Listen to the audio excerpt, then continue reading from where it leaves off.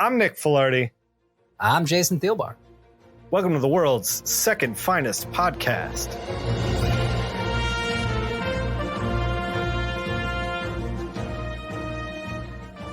Today, we're talking Batbooks, which came out October 1995. Jason, let me tell you about a little something that happened to this channel that people are tuned into for a second right now. Oh, shit. Something happened? Something happened. I got an email from YouTube. They were like, we've taken down your channel. And I was like, wait, what? Because I've been putting content up there for like probably 7 or 8 years, like a long time. Yeah. And they didn't give a reason. And then I was like, well, I'm going to appeal the process, you know? So I sent the appeal and they were like, and then they emailed me back and they were like, oh, you're good. And I was like, what was this? And the only thing I can think of is we talked about Maddie's DC Pride list, and that video got like maybe 10 times the amount of views that like the other videos got. And I wonder if some conservatives were like, these people are acknowledging that gay people exist in the world and we have to report this channel. You know, probably because I can't, I keep on turning over my head. I think it was a screenshot of a Tumblr post, or it was just a screenshot of some comment that I saw, but like it put it real succinctly of the sort of like pity almost that someone felt for transphobes or homophobes. And they were just like, imagine caring that much like about this thing that has no effect. Like, just imagine going that insane over it, over other people doing and like letting it consume your life. Like, and like Jason, that video was just like some people who are LGBTQ plus like made some comic books. We didn't even push the gay agenda, but we're going to now. Oh yeah. Now we are. This podcast kills fascists, basically. Is what's happening from now on. Yeah, in the gayest way possible. You have to figure out how that's gonna be, but it's gonna be a rainbow guillotine, is what it is. Oh yeah. Oh, speaking of guillotines. Yeah. Speaking of, what does that mean?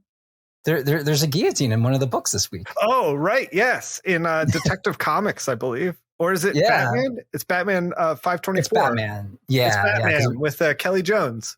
Yeah, because it was the spooky. Let's get to the guillotine. All right. Batman 524, written by Doug Munch with pencils by Kelly Jones, inks by John Beatty, colors by Greg Wright, seps by Android Images, edited by Denny O'Neil with associate editor Jordan Gorfunkel. It's Scarecrow Part 2. We pick up where we left off. Batman diving out of the skyscraper after a guy who's been fear-gassed and jumped out the window. They're falling to the pavement fast. Batman nabs him and grapples to safety. With Scarecrow on the run, Batman hits up Scarecrow's other bully, assuming that's where he's going after he leaves that bully's house. I don't know. The bully of the bully. The bully of the bully. He finds a robot crow there, which gives him a clue to where Scarecrow is. Jason, why didn't you just leave a note? It's a full-on robotic crow that's leaving a clue. We'll get into it more, but we'll get into it more. Scarecrow is at the Dark Pandemonium Carnival in a giant abandoned devil head, because of course he is. That fucking rules. Hell yeah. Batman heads to the Dark Carnival. He throws a batarang out into the mouth of the devil, triggering fear gas. He's safe from it and hops in a trap door to try to outflank Scarecrow. He fights and dodges his way through several traps in the haunted house. Eventually, he falls down a chute into the Scarecrow's ultimate trap, which Batman comes out of the chute and onto a pressure platform that triggers a guillotine with the bully in it. Before the guillotine can kill the bully, Batman just kicks it apart.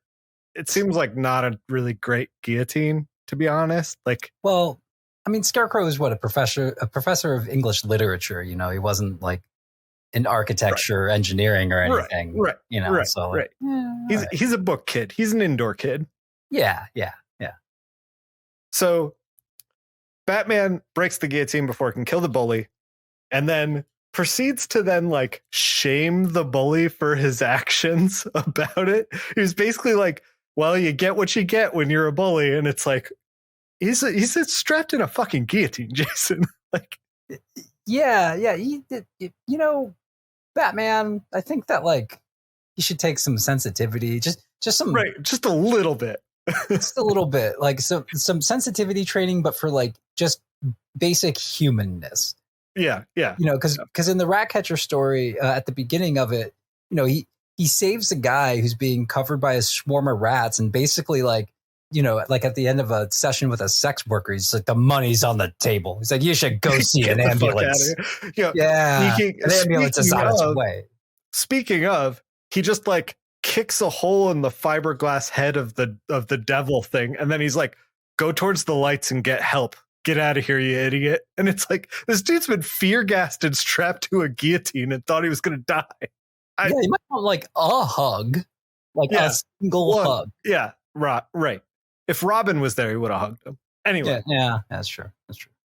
He pushes him out of the hole, tells him to go get help. Batman then turns his attention to Scarecrow. Scarecrow starts fighting him.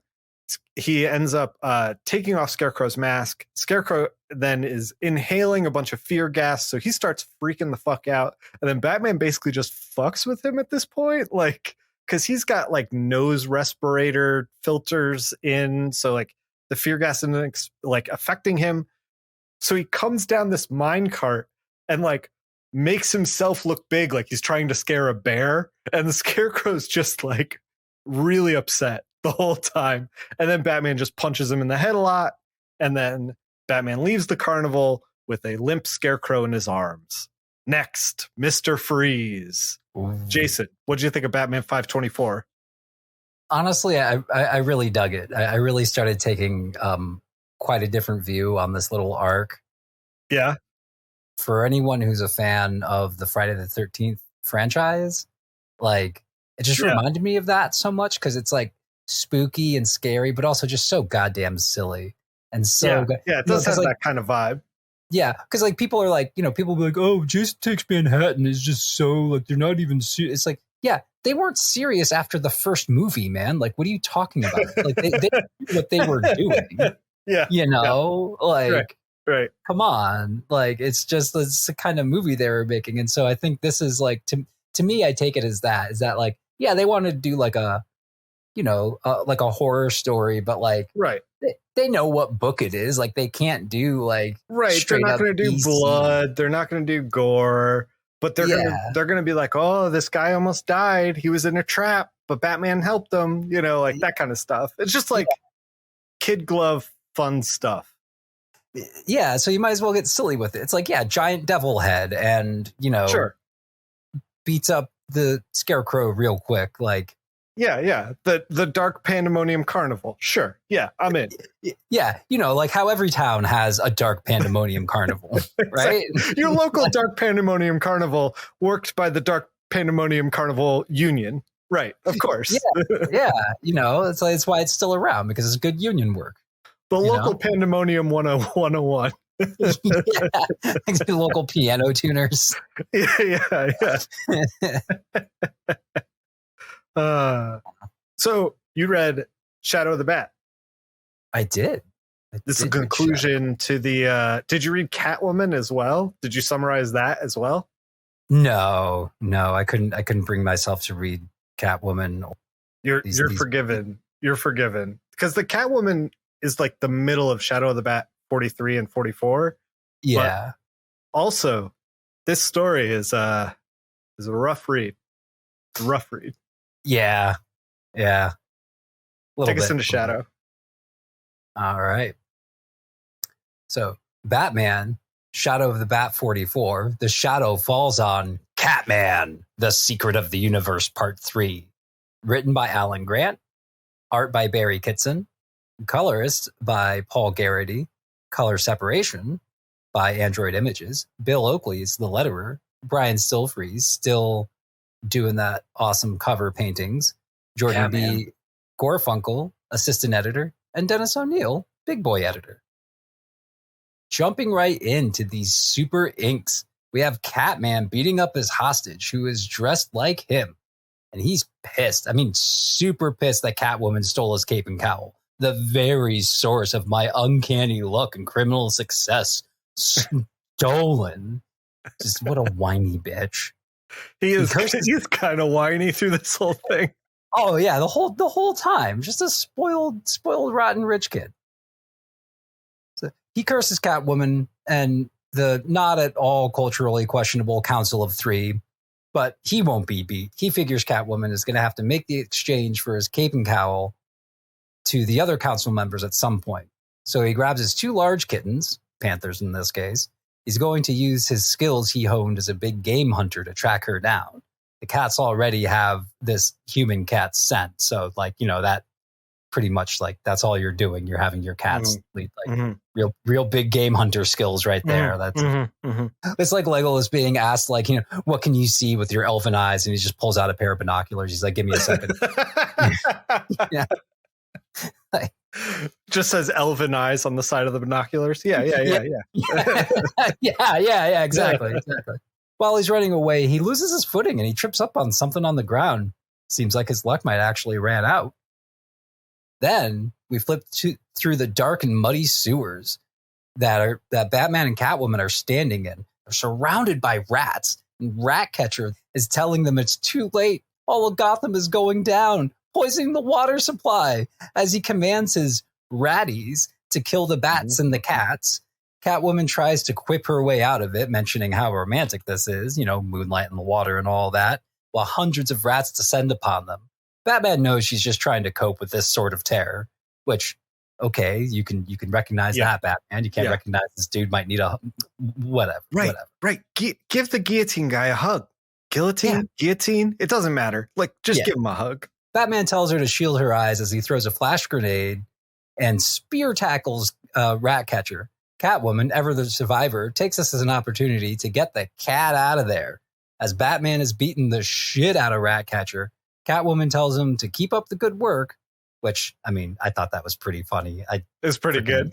But she looks up to the rope she's climbing and she sees a bunch of rats chewing that shit up. She tries to shoo them away, but it's too late. They've snapped the rope. As Catwoman falls back into the gross sewer water, Batman's trying to convince Ratcatcher that it's over. His control over the rats has worn off. No, they haven't. In his hour of need, he commands them to save him, and loads of rats begin to just pounce on Batman. Snap to police headquarters. We're in the new Commissioner Gordon's office, and she's talking over the list of chemicals Ratcatcher stole. She's like, well, it'd be easier just to make a deadly poison that wasn't on the list. She talks over her frustration with being cooped up in her office to Detective Bach. She hates how she's just stuck there, reporting to the mayor, wondering how Jim did it all those years. Just then, the phone on her desk rings. It's the front desk. They've got an emergency call and thought they should patch it through to her, which, sure, that sounds like a normal thing for a commissioner to care about. That's a regular commissioner thing. That happens in real life. The call is from the hostage that Catman took.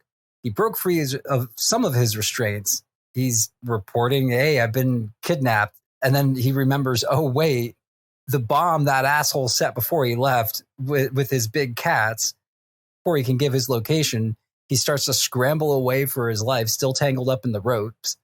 The new commish tells Bach to go out with Kish. God, these names. There's so much goddamn story, Jason. There is. This is a packed full. I'm starting to get lost. And you're like 10 pages into a 22-page comic. Yeah. I thought you were going to say 10 pages into my 22-page summary that I got going on here. Yeah, you're a great American novel over here. Oh, yeah. Written on a typewriter at first, Bach goes off to look into this call because new Commissioner Gordon has to report to the mayor, who, as we all know, is a jackass. Back in the sewers, though, Batman is being overwhelmed by a swarm of rats. Somehow, these smart little rodents snatch his utility belt. No more flashy grenades for him. Catwoman swoops back in to save the day, punching the rats off his back, telling Batman it's a, good thing I decided to come back. Yeah, one you owe me, yeah? Yeah. What a great, she's such a stinker. Selena, you beautiful, beautiful person. Catwoman's a great character. Yeah. And then we get some great, insane villain explanation from Ratcatcher about how all his buddies are like wicked smart now. Batman still has percussion caps that he throws at the swarm to stall them for a bit. Now, if only Catwoman plays her part next, Batman thinks. Her part is opening a door that lets loose a torrent of what I'm sure is just some real nasty sewer water. Flushing the cats, bats, and rats all away. And the Council of Three hostage back at Catman's house is just making his way out of the last rope as 911 is asking him to stay on the line. And he makes it out of the door, and then boom, he gets blown to, safety more than likely. Oh, yeah, blown to safety. Yeah. Yeah. Catman has tracked down Catwoman's trail to a large drainage pipe, a chance to take care of Catwoman and Batman. This rich douchebag can't pass up that kind of challenge. Back to Ratcatcher in the sewer. Oh, it's all starting to come together now, isn't it? Okay, yeah. Ratcatcher starts ranting. We have the time. We have the numbers. We cannot be stopped. Finish them, my bratties. And this is just some like classic goofy villain dialogue, and I am fucking here for it, man. I love that. And things are looking grim for Batman, and Batman is out of ideas as him and Catwoman are being encircled by the aforementioned ratties. Just then, just like the fucking T-Rex in Jurassic Park, Catman and his two beefy panthers pounce down into the fray. Which two giant cats, a bunch. I'm like, all right. Yeah.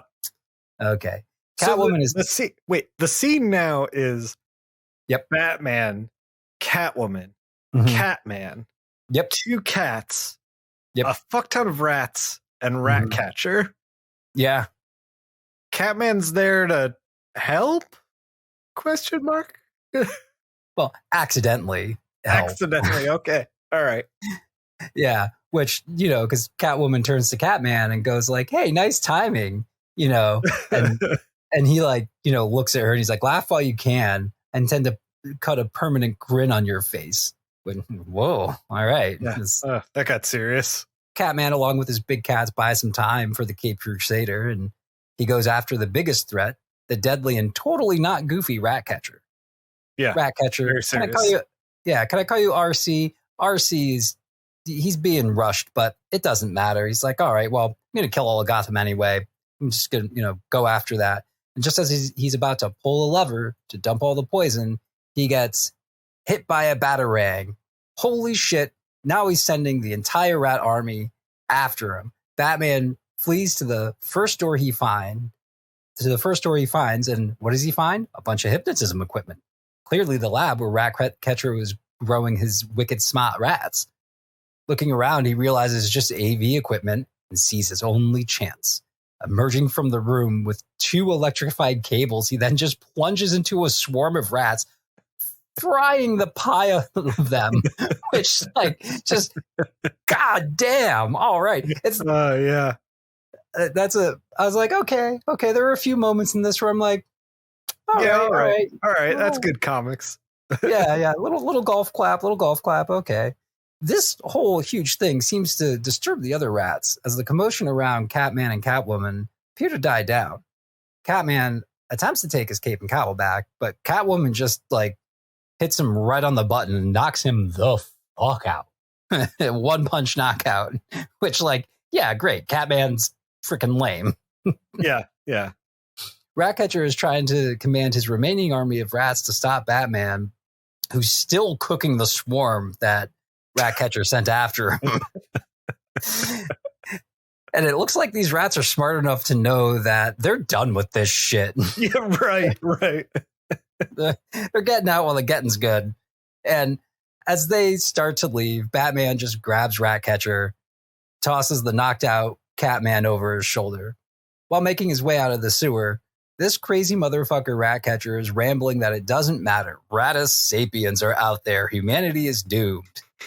Sure they are, Slugger. Sure they are. I believe you, man. Give Ratcatcher his own book. Give him his own book. Oh, God.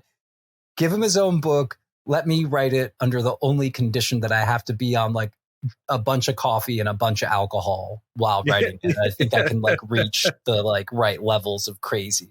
Yeah, you gotta get those uppers and downers like synced up to the Ratcatcher vibration. Yeah, that's what you need. Yeah, exactly. So Catwoman meets up with the Council of Three, still two. She has the cape and cowl. After handing it over, she asks about her open invoice for the $1 million. The culturally appropriate Pacific Islanders are like, well, what? We're so poor. We can't, pay you. And Catwoman is like, well, here's a Khan and Hun. And she points, and there's just two giant fucking panthers in the other room. And they're like, yeah, all right, here's the $1 million. That's cool. Here you go. All right. Catwoman, she might be a scamp. She don't screw around, though. No, she does not. not when it comes to that. She's not screw around. So she gets tossed a bag of money, and Catwoman counts her money, happily dashes away, smiling that she got away with not giving them the real cape and cowl. She thinks she'll give it back to Catman at some point. After all, he kept those two cats for a while, and she's like, treated him pretty nice, so like can't be all that bad. And I'm like, man, Selena, never change. I freaking love you. Yeah. It's just like, man, all you got to do is like cats and treat them nice. And like Selena's like, you ain't so bad. That's the end of Shadow of the Bat 44, right? No, a little bit left. A little bit left. Okay. Yeah. Right. There's so much goddamn comic. There's two more paragraphs. Okay. Then at Wayne Manor in the morning, Alfred hears a doorbell ring. Why, it's Madeline Corbett in all of her boobage glory. She's asking I forgot about this. She's asking after Bruce, after Alfred tells her that he's not back from his nocturnal activities. Gross, Alfred. Gross. Real gross. Madeline is aghast that Bruce has been out all night. Doing what, she asked Alfred. Alfred, that sassy bitch is, I'm Master Bruce's butler, not his chaperone, madam. And Madeline stomps away. I just had to include that because like Alfred just being such a bitch right there. I love you, Alfred. Never change. So, needle drop Elton John's The Bitch Is Back, like goddamn. And then back at the exploded house, Bach and Kitsch find the limp body of the missing Council of Three, but he's dressed as Catman, and they're like, well, we caught him. I'm like, man, this guy's just having the worst freaking day. And then next issue, the shadow of the bat falls on Wayne Manor in Anatomy of a Murder. Ooh. So Nick, what'd you think? Oh, I hated this. I hated all this Shadow of the Bat stuff. It was like, Baby Kitson can draw. He just like chose not to for these issues. I don't know what he was thinking. The inks are all like super muddy. It's hard to follow. There's too much going on with like Ratcatcher, Catman, Catwoman, Batman, and then like, I just want a nice Ratcatcher Catwoman story, and like all of the Catman stuff I feel like you could just cut and you wouldn't lose anything. Yeah, and like I feel like it's just, man, all of it just seemed like a lot. It just seemed like a lot. I honestly, since I'm still sort of new to summarizing these, I'm still unsure if like I'm the one who's going long. If I think I'm taking too long of a time, I'm like, am I including too much? And then you always reassure me when I start reading it, and you're just like, Jesus, there's just so much in this goddamn book. Yeah, I'm like, there really is. It's not me. It's the book. It's the book. Yes. This was a real trial by fire for summarization, for sure. Yeah. I don't know where the Madeline Corbett stuff's going to go. She keeps like trying to flirt with Bruce through these issues. Like she's popped up before and she's going to pop up again.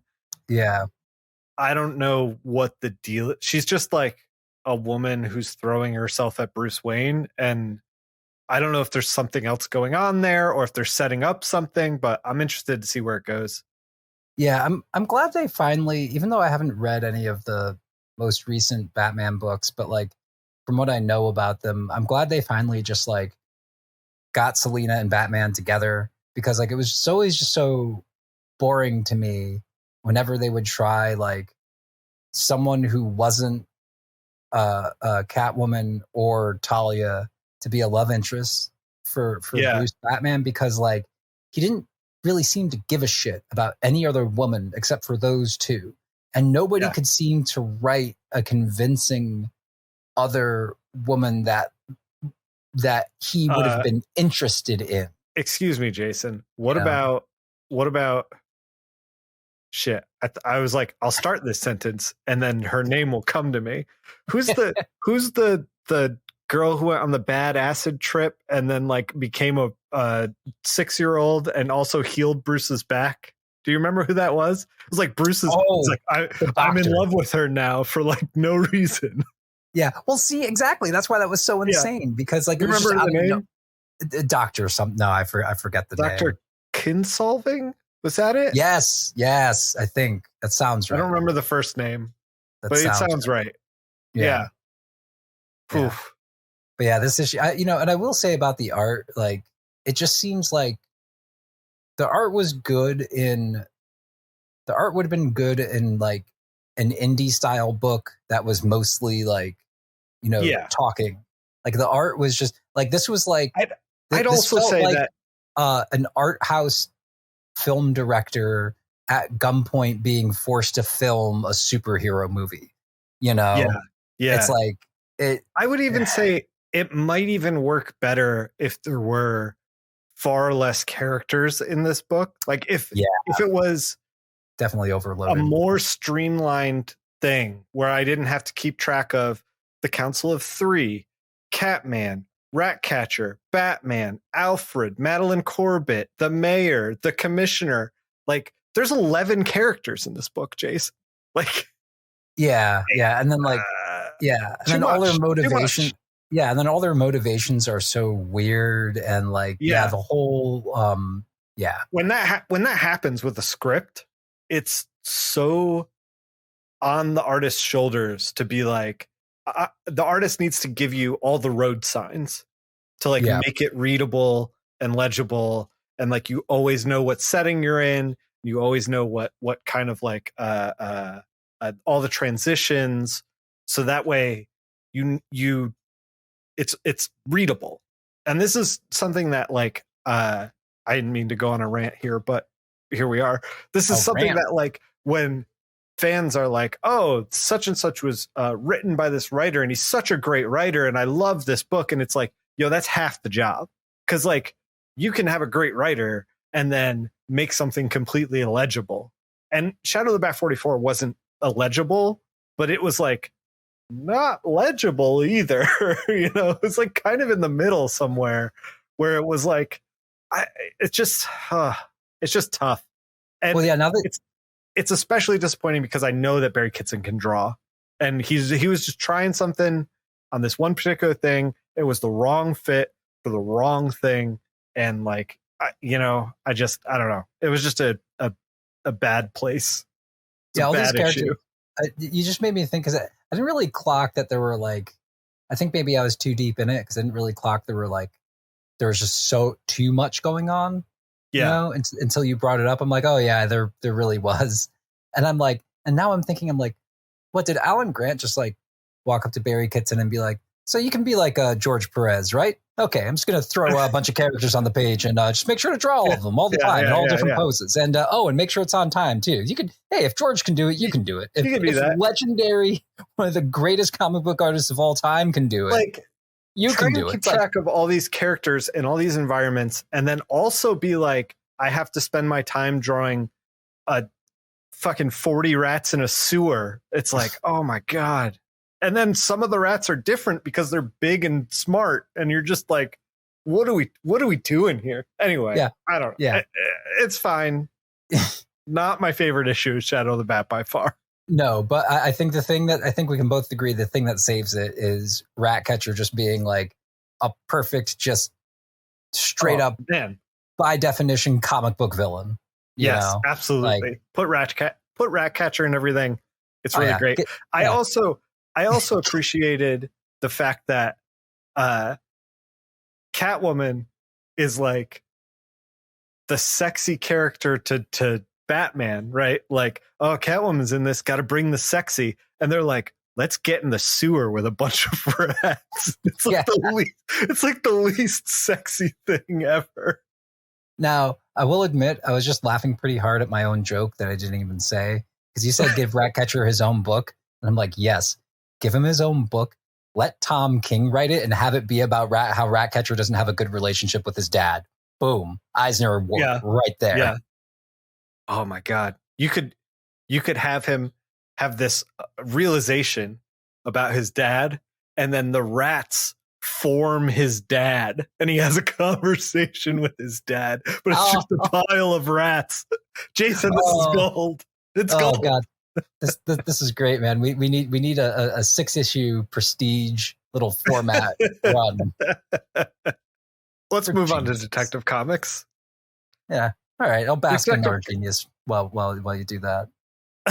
Detective Comics 691, written by Chuck Dixon, pencils by Staz Johnson, inks by Scott Hanna, colors by Gloria Vasquez, seps by Android Images, letters by John Costanza, edits by Scott Peterson with Darren Vincenzo. It's part of Underworld Unleashed. And it's called Will It Go Round in Circles? So Underworld Unleashed is a tie-in event for these DC books that are happening in 1995. Do you know anything about that? I have no memory of it. Okay. Basically what happened is, and I looked at like how many issues of Underworld Unleashed there are to be like, should I go down this road like we did with Zero Hour? Oh, yeah, and there was 56 issues, and I was like, you know what? No, I'm not going to go down this road. However, 6 of the Starman issues are tied into Underworld Unleashed. Shit. A lot of issues had like 1 or 2 here and there. Starman was like a full arc. So I'm like, I don't know how it ties in there. But basically what's happening is this character Neuron has taken over Hell.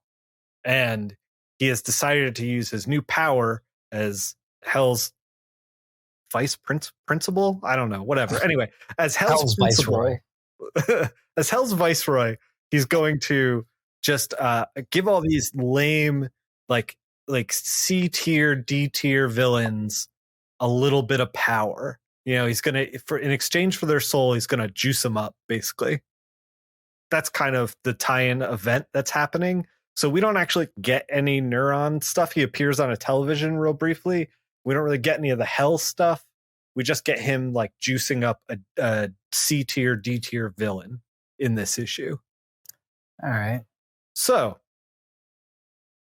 Spellbinder and his gang of henchmen in checkered bodysuits and a pink-haired girl in a skirt and bra and jacket just pulled a heist to beat the Batman. Ready to split the loot, they counted out the Bat far too early as Batman and Robin jump into the room. Batman and Robin have gear on their head that looks like kind of like a VR headset thing so they can see via echolocation. The pink-haired girl cranks up the boombox in order to disorient them. Batman and Robin mop up the henchmen, but Spellbinder and his girlfriend escape to a crappy motel. Neuron, the new king of hell, comes on the television offering real power, not an illusion, in exchange for his immortal soul. Spellbinder tells him to heck off. The pink-haired girl brutally guns down Spellbinder in the hotel room. Just so quick. So Spellbinder is a villain that makes illusions using tech, basically, to kind of disorient Batman and like kind of like create the sense of vertigo and like be able to get away. Like that's his bit. Yeah, they're illusions, Michael. Yeah, illusions. So the pink-haired girl brutally guns down Spellbinder. And when I say brutally guns down, I'm like, she like loads the gun as Neuron's like, hey, do you want power? And then Spellbinder's like, no, thank you. And then she just unloads like, I think 5 or 6 rounds into his chest. And then it's just blood on the wall. I don't know how we don't guillotine somebody in Batman, but then in Detective Comics, we're like stone cold murdering villains. But anyway, it's fine.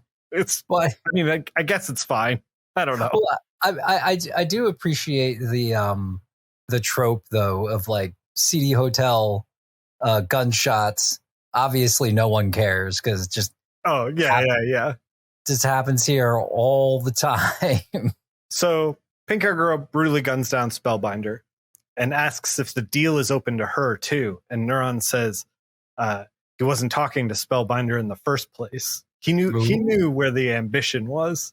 Oh yeah. They heck out of there. Cops eventually check it out with the crime scene. They're picking through it. Batman follows up on a place that he thinks is going to be robbed by Spellbinder. Since Spellbinder's loose, he finds the new Spellbinder. She is basically, and she's in her new quote unquote Spellbinder outfit. She's basically in underwear, a leather jacket, and a belt. That's her outfit. Yeah, armor. Right. Come on. Oh my God, Jason. This book. Batman and Robin try to fight the new Spellbinder to very little success. Robin makes a comment that's like, even when I close my eyes, I'm still disoriented. So it's like, really affecting them, like real power.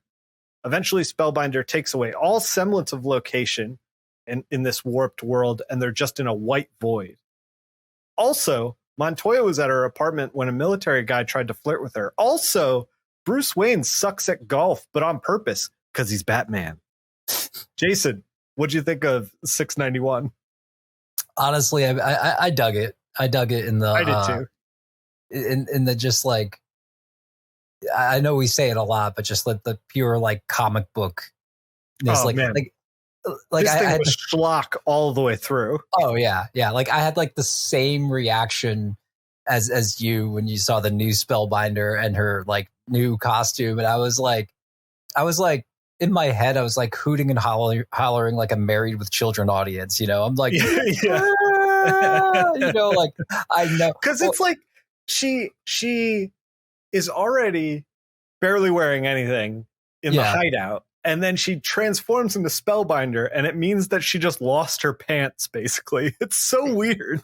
You know, I just realized this. A lot of the way I love comic books, well, the way I love superhero comic books, and not all superhero comic books, but the way I love a good portion of superhero comic books, especially this kind, I think is the way that most people who are really into it generally love professional wrestling, you know? Oh, yeah. Oh, yeah. Like, same vibe.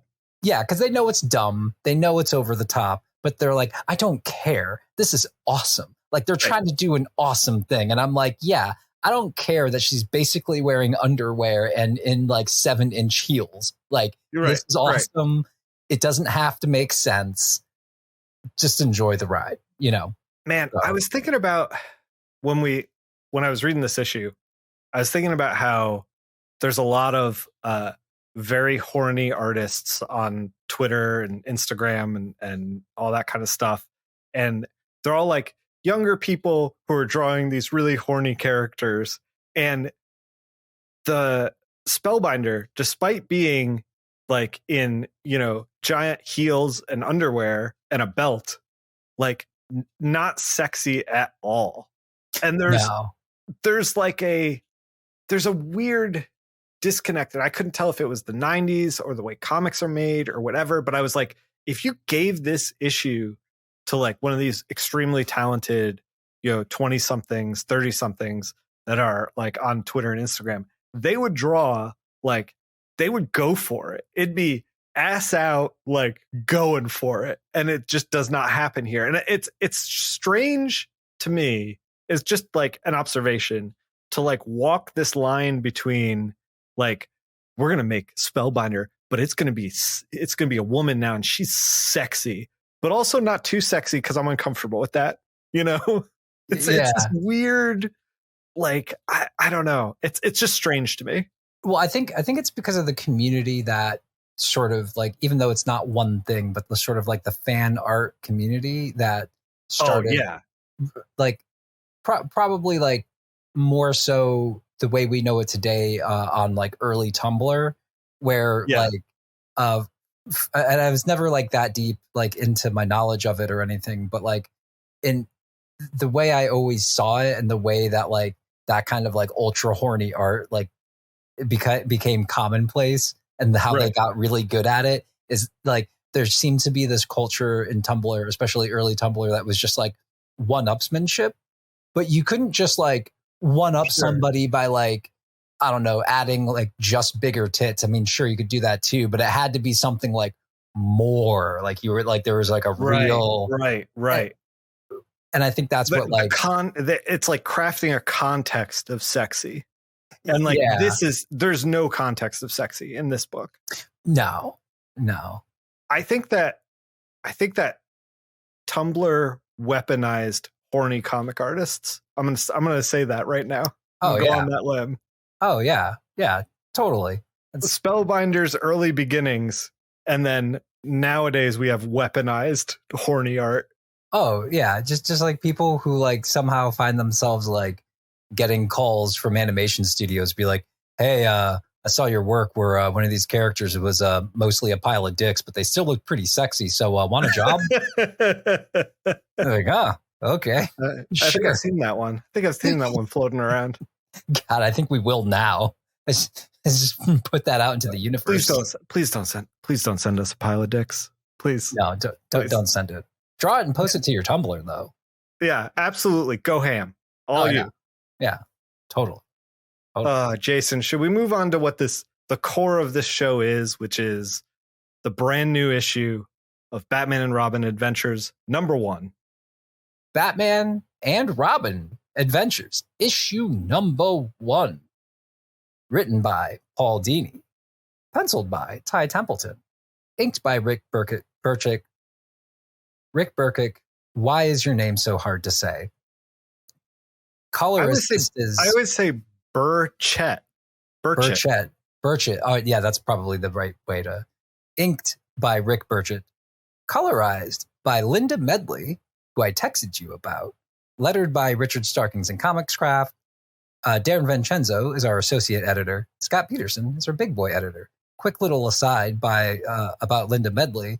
I believe this is the same person, but anybody listening, Linda Medley had a self-published, and then I think Fantagraphics maybe, or D&Q collected her works called Castle Waiting, and it was just this fun little comic book about wayward fairy tale characters all gathered and like living in like the same village. It was supposed to take place as like these characters existed after the stories, of like what like happened after them, and it actually like predated Fables, and she self-published for a while.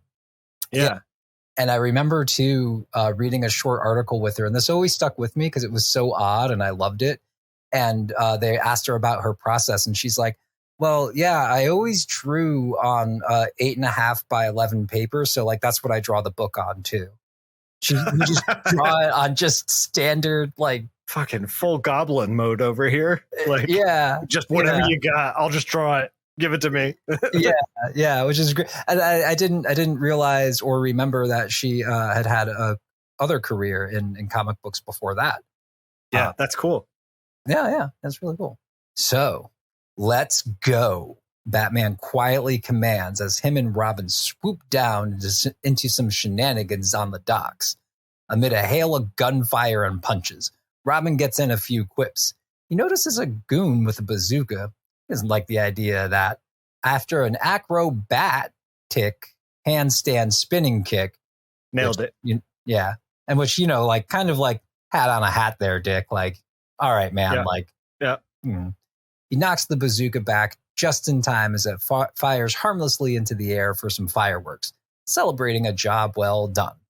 Enough hot dogging, Robin. Come on. Get your head in the game. After a celebration of a goon tune-up job well done, Robin mentions how nice it is to be back kicking the shit out of people. Goons are people too, but, they're put there for the whooping, so that's okay. Yep. But he's still a busy college man now, and he's got to get in early class the next day. Bruce, for himself, also has an appointment that he intends to keep, visiting his old friend Harvey Dent, who is making excellent progress fighting his two-faced personality. At Arkham the next day, we see a grateful Harvey. I'm finally starting to feel like a whole person again, he says. He thanks Bruce for footing the bill for his treatment, and the doctors tell him that he's well enough for the operation now. His girlfriend Grace is there, and he thanks her too. And he's just astonished at all the support that he's gotten given the crimes that he's committed.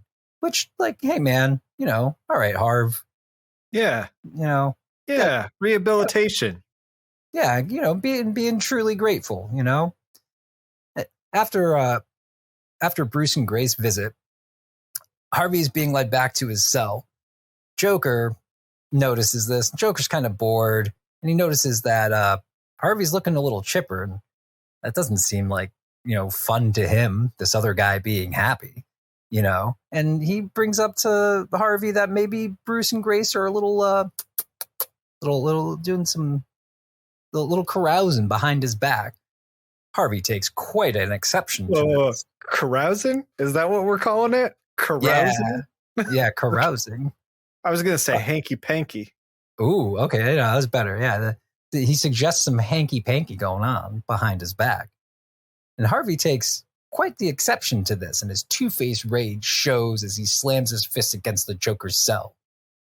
But elsewhere, Bruce is showing off to Grace a renovation project that Wayne Corp is beginning that will revitalize an old building, complete with a movie theater, low-income apartments, and he thought it might cheer her up after the visit with Harvey, which aren't easy on either of them. And, he's like, hey, it's going to be a grand opening gala tonight. You should come out. You never get out. You got to treat yourself, girlfriend, but not that kind of girlfriend. Not that kind of girlfriend, but like, but yeah.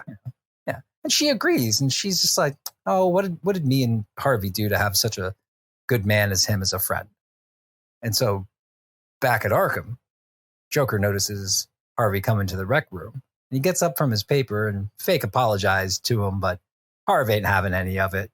And the Joker makes a getaway from an increasingly like very angry Harvey, which I always really enjoyed the how for such a great laugh, the cowardly and self-preservation of the Joker, like his nature can be like played for a great joke. Yeah.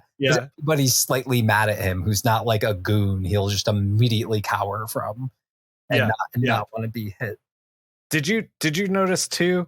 There was some background character action going on here with ventriloquist and Penguin playing chess, and the ventriloquist being mad at the dummy and like hitting him over the head about a bad chess move in the background. No, I didn't get to that. Oh man. Yeah, it's pretty good.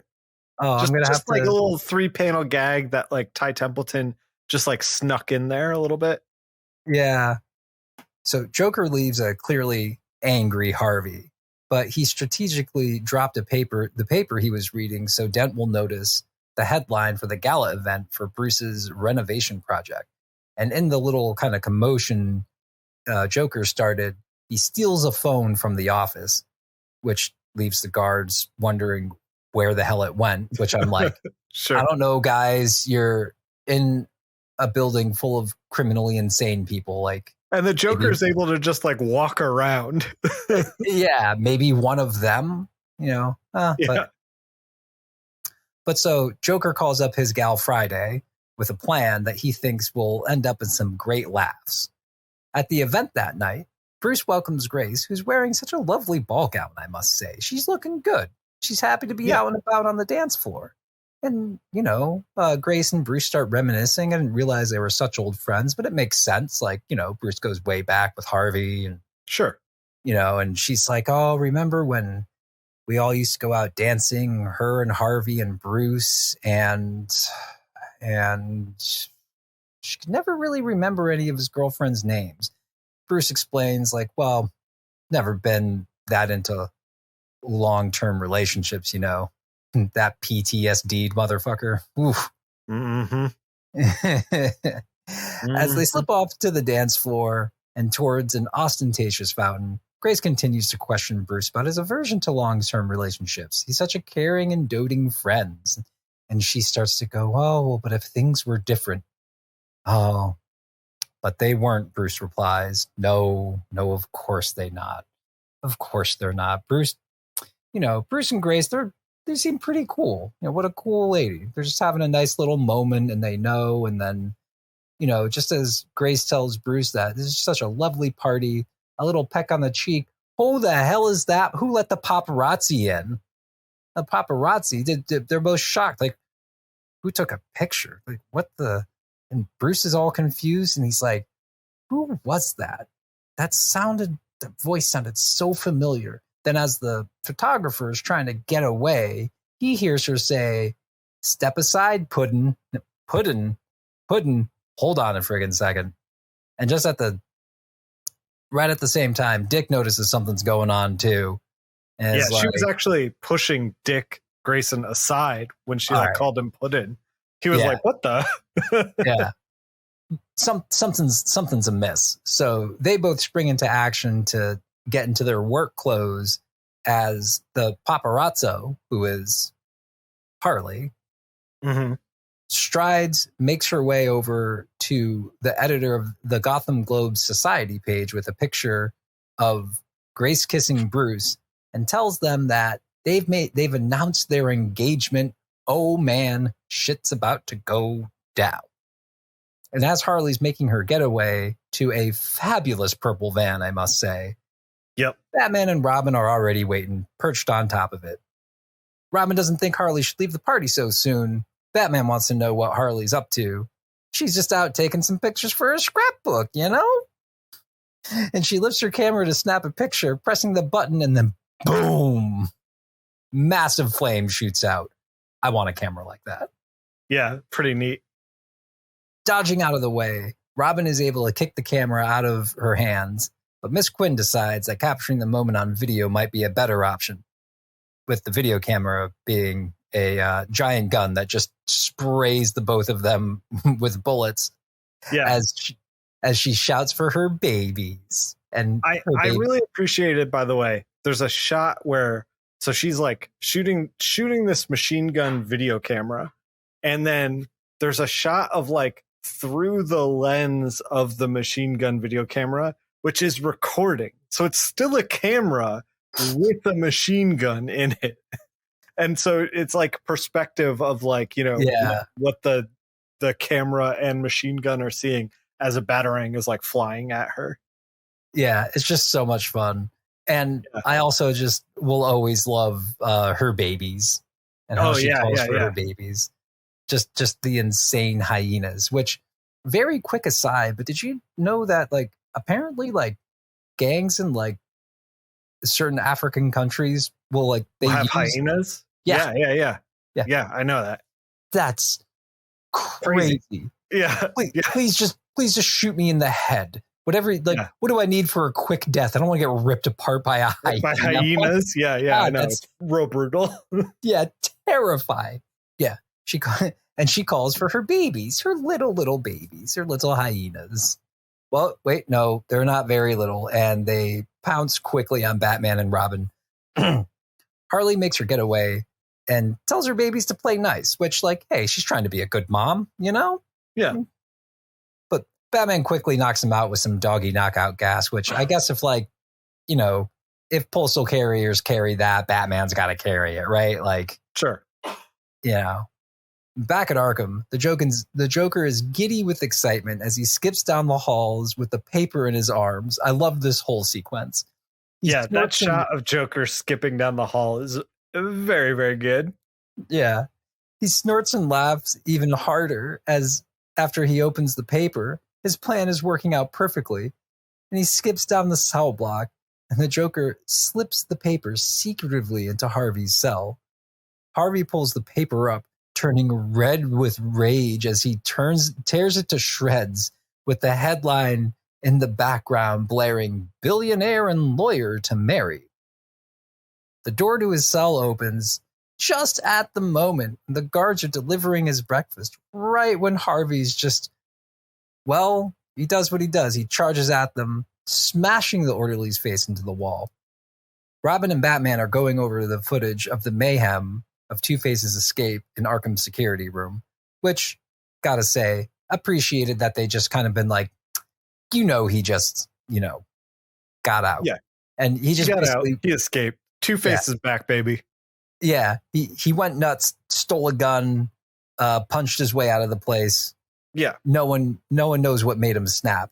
And they're talking this over as they're walking out. Batman's wondering aloud if someone had maybe goaded him in some way into escaping. Someone who knew how to get under his skin. Joker overhears this and he can't help himself. And it's like, oh, when he's right, the Joker compliments Batman. He knew Harvey only needed just the tiniest little push. So he pushed, you know? And Batman is just so very quietly livid right now. He's like, why, Joker? And the Joker replies, well, because it was a Tuesday. And then, just laughs like the maniac that he is. Batman and Robin march away as they talk over what they know, speeding away in the Batmobile. Yeah, Batman and Robin leave, speeding away in the Batmobile. They're kind of going over what they know. Batman knows that the globe printing a retraction won't matter at this point because Harvey has gone full Two-Face. He feels he's been betrayed. This time it's going to be bad. Damn, Bats. Dark. As the rain pours down, Grace is looking frightened out of her window. Just then, gunshots as the doors kicked open. It's Harvey in full Two-Face villain outfit. Hi, honey. Looks like I'm not the only Two-Face in Gotham. Holy crap, what a cliffhanger. To be continued. Man, hell yeah. That last shot of like Harvey soaked from the rain, dual wielding pistols. And he's like, I'm not the only Two-Face in Gotham. I was like, yes, Ty Templeton. Yeah. Crushing it.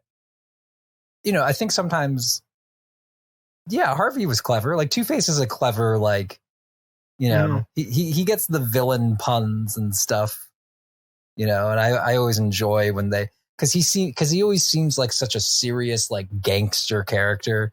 But then it's like, oh yeah, he's a guy with half a face who flips a coin. I'm like, no, wait, he's a total comic book villain. What do you mean?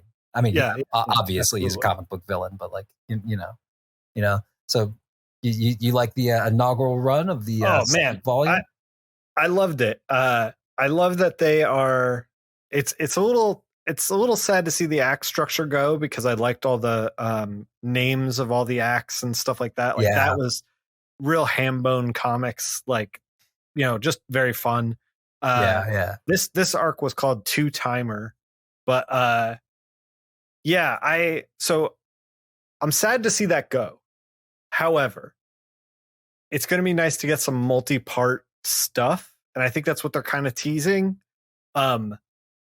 I'm never going to say no to a Paul Dini joint. Like, it's well written, good characterization, like quick on the page, reads really good. He wrote it in such a way where like Joker's talking to somebody and we don't know who it is. And then Harley shows up not as Harley Quinn, but like Harleen Quinzel. Like she's dressed like a normal person, but like he gives you enough of the line of like for you to come to your own conclusion of like, oh, of course this is Harley showing up. We're going to get some Harley antics, without actually directly saying it and leaving that reveal kind of for the reader, which I loved. It's so good. Oh yeah. No, that's the way to do it. I think that like if you're writing something, I think it's a lot harder to, people always say show don't tell, right? Yeah. And that's like, all right, like good meat and potatoes advice, but like it can be really hard to do and then still tell a coherent story. Sure. Sure. And so that's one of the, I wrote a handful of horror scripts like about a year ago. And the thing that was most difficult was straddling that line. Like how much do I tell the reader and how much do I hold back? And like, is it okay if they don't totally get exactly, like if only half the readership gets it, you know what I mean? Quote unquote gets it, writing that line I think is really hard. And so when you see like someone like Paul Dini, who's like a stone cold pro, do it effortlessly, it's like, oh, this is great. This is fantastic. Yeah. And especially someone who doesn't fall into like, I think maybe it is his background in animation that just allows him to like trust the artist. Because I think a lot of times when writers who come from not comic books start writing comics, even if they're like lifelong comic book fans and all of that, will tend to overwrite, Yeah, absolutely. Absolutely. Like I think they even joked about it at the time, but on Kevin Smith's Daredevil run, I think even in the letters, like Joe Quesada like joked at the time that like Kevin Smith had like a 3,000 word minimum in every one of his scripts or something like that. Like, just like because he like, he's a lifelong comic book fan, but like at that point he's also just a wordy motherfucker. Like, yeah. And he wanted dude that. Talks.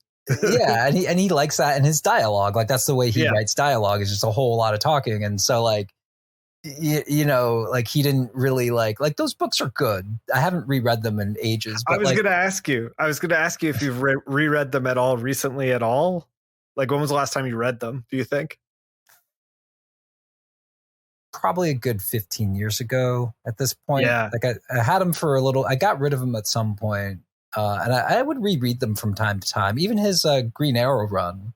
I was just going to say, I'm very curious.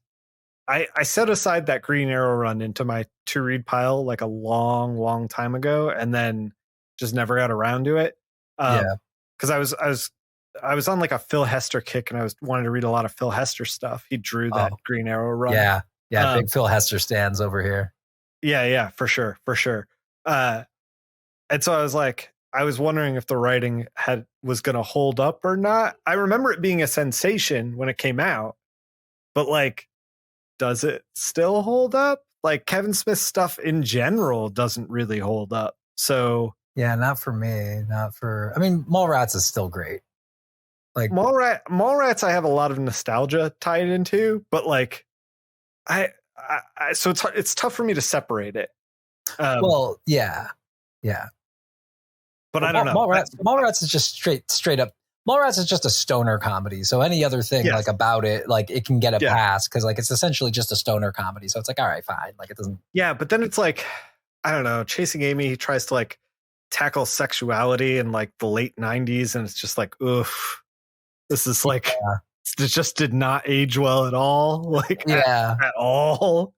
Yeah, no. No. Anyway, we don't have to turn this into a Kevin Smith podcast.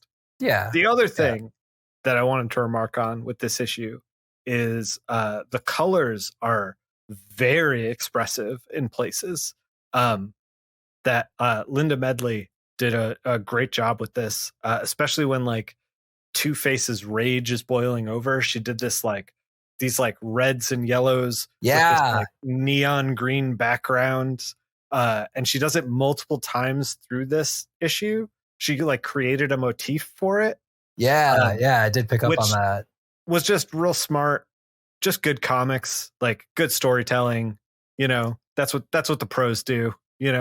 Oh yeah. Well, it's just one of those things though too. When I was just thinking about like, how you said like, Joker just makes a call and then we find out later on, that's right. It's Harley. Oh, that's of course, it's Harley. Yeah. And then I was thinking about like, writing advice, how to make something good, how to blah, blah, like all that stuff. It's like, well, it's still really hard because there's no one thing. There's no one way, it's like, absolutely. Yeah. It's like, oh, you tell someone like, oh, show, don't tell. It's like, yeah. Okay. Like, oh, lift with your knees, not with your back. It's like, wait, that's it. It's like, well, no, not really. You actually have to like make sure your feet are in the right way and make sure you're, like there's all these like, if you're like lifting something and you want to lift it properly, right? It all depends, because maybe if you're lifting something that's like water, you might want to lift it differently because, sure. If you're writing this kind of story, maybe you need this. If you're writing that kind of story, maybe you need that. I was thinking about this the other day because lately, I don't know how I got on this line of thought, but like I was thinking about some of the old comics that I did, and I've been really, really enjoying doing Star Trek stuff because it's like so colorful. It's so weird. I'm really able to like cut loose on it, and just like really loving the color. And I read some of my older stuff, and I remembered being like 25 years old and being like, I don't want to do mainstream books. There's no art there. There's no mood. It's just regular skin tones, like local color stuff. And like, that's it. But it took me getting that down and then realizing, oh, like trying to do superhero stuff is like a whole other separate skill set. And like you were saying, it's easy to say, oh, you just don't tell. But it's like I had to basically screw it up a few times in order to like start getting it right, essentially. So it's like, yeah, show don't tell, but then like you have to like get on the page, try it out, see if it works, try it again, make it better. It's like a constant refinement into exactly what you want it to be. And when you read this, it's like, oh yeah, Dini made it look, easy. Yeah. But in reality, it's like that kind of turn, to write that kind of turn, I think is not necessarily for amateurs kind of thing. Yeah. Yeah. And like the impulse there, especially, like I'm a very amateur writer. Like my impulse there would be like, oh, Joker's on the phone, and then we'll show Harley on the phone because everyone loves Harley. We want to show her, like that kind of stuff. Yeah, yeah, and actually, and a perfect example of that, I think, is in this episode is Barry Kitson, where it's like, yeah, we gave our criticism of the artwork, but made sure to say that like, yeah, you try stuff out. Oh yeah, yeah, absolutely, absolutely. And you don't know if it's gonna. A lot of times, you don't know if it's gonna work. Yeah, and as a comic book artist too, it's like it's not like he can quietly take a month to like try it out and make a comic that no one's gonna see before. Like you're in comics, you are like working through the stuff on the page, and that's what kind of makes comics so exciting. Is that you can see people like trying things, tinkering, discarding the stuff that doesn't work, keeping the stuff that does, that kind of thing. Yeah, because they're not like, it's not like the two guys who are Steely Dan just like, getting a bunch of great session musicians, having them play for 10,000 hours, and then over the course of 3 years, like picking out like the best parts in a studio, right. Until you get like the most perfect like little song, like right. At a certain point you're just like, we got to get these session guys in here and cut this record, yeah, and like whatever we come up with is what we come up with. Yeah, and like I think that speaking as someone who in his life could take this lesson a lot more to heart, is that I think that something else that also teaches you when you iterate that fast. God, I sound like such a tech douchebag, but I couldn't figure out a better way to say that. But when Jason, are you gonna move fast and break things? Is that what's happening here? Oh yeah. I'm going after PFTs now. I don't know what PFTs are, but I'll be pushing them next week. You don't need to know what they are. Move fast and break things, Jason. It's already broken. Someone wanted to give me money for it, but I told them no, it's broken. I'm on to the next thing. But is that sometimes I think that the amount of work that people put into this stuff and the amount of passion you put into it, and then like it's a dream for a lot of people, that it can be really instructive to still try new things in public and sort of like have them fail in public. And you learn such a bigger lesson from that. And like, not only do you learn the lessons of like why it may not have worked like mechanically, but you also learn the lesson of like, okay, well, the reaction wasn't great, but I'm still alive. It wasn't that bad. Okay. Right. And so like let's run it back. Yeah. Yeah. But, I think it might also help kind of give you like a bit more of like confidence that like, okay, well, like the next time you're trying to figure out a page where you're just like, how the hell do I put this page together?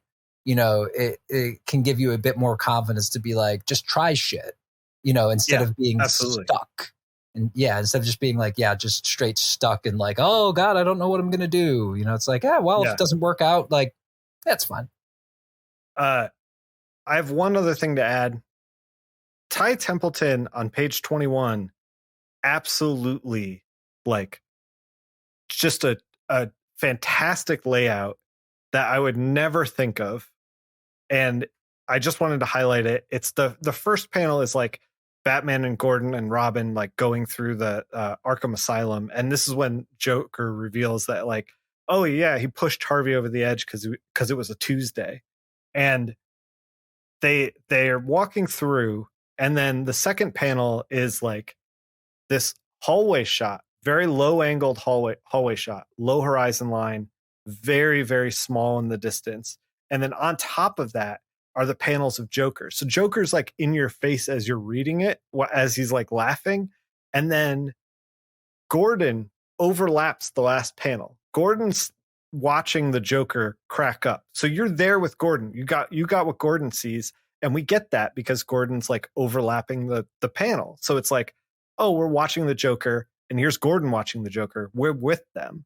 And then you see as like this secondary motion as you like sweep back to like see the next panel on the left side, you see Batman and Robin walking down the hallway, very tiny, but they're inked with like hard blacks. So like, and nothing else is around them. So they like stick out. You really like linger there for a second. You see them walking down the hallway, and then you get, because you're moving in that direction, you get the Batmobile moving left to right and get a lot of good motion in there. It's just a beautiful page. Oh yeah. Together. Like I just, when I saw that page, I was like, oh man, Ty Templeton just treating us.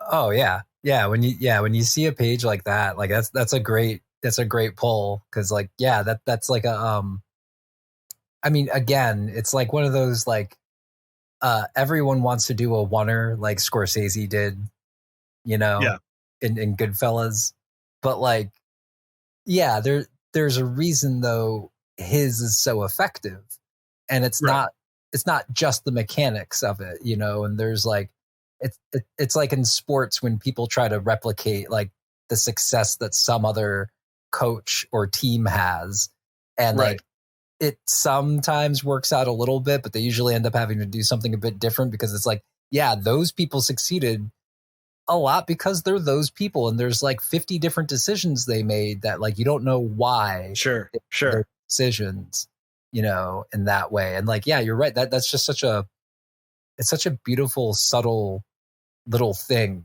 Oh yeah, like top tier storytelling, just like excellent. Oh yeah. And you get to see the great close up of, I think I got too distracted by because I'm huge on facial expressions, but of Joker's face. Oh yeah, all the acting, so good. And then Medley colors it, and she has like Joker in like a pale yellow, and then an orange, and then a red for the backgrounds. So he's like escalating in laughter as he like realizes that his plan has come to fruition. It's just like everybody on the book is firing on all cylinders. It's just a great issue. Yeah.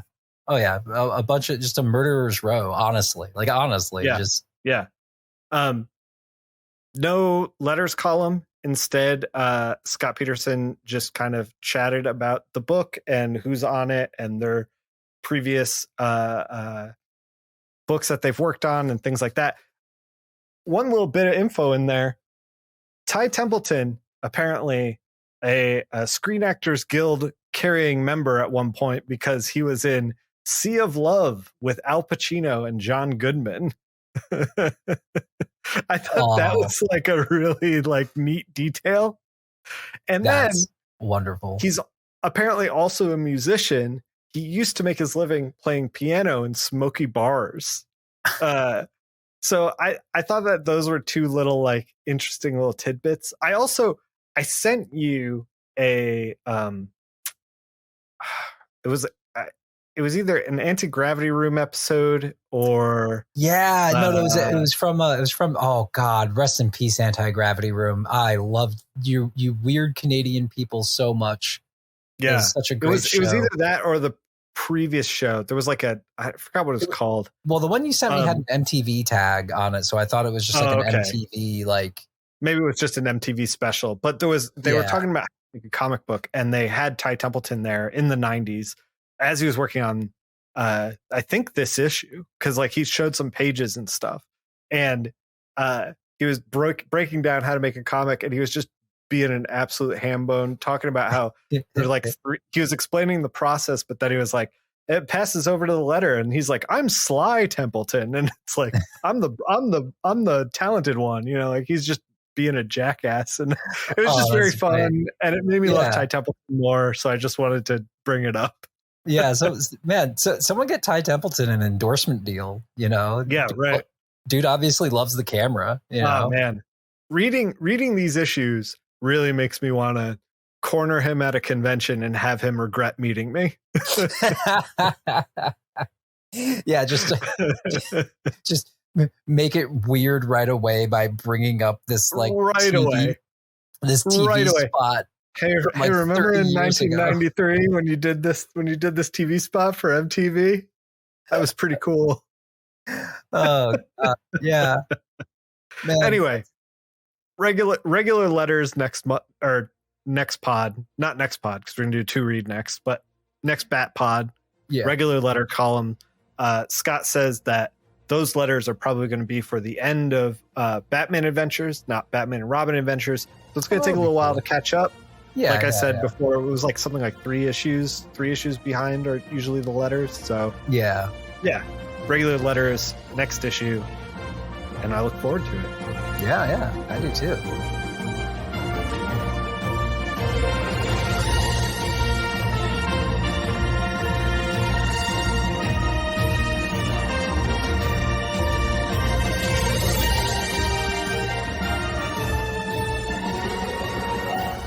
Jason, Nick, how can people get in touch with you? They can contact me on the still somehow floating and not imploded yet Twitter machine. Oh my God. It is amazing that it is still up and running. It is. At King of Black Acid is my personal, but also we tweet out at World's Second Finest. That's World's Second with the 2, with updates on our episodes, little fun gags here and there.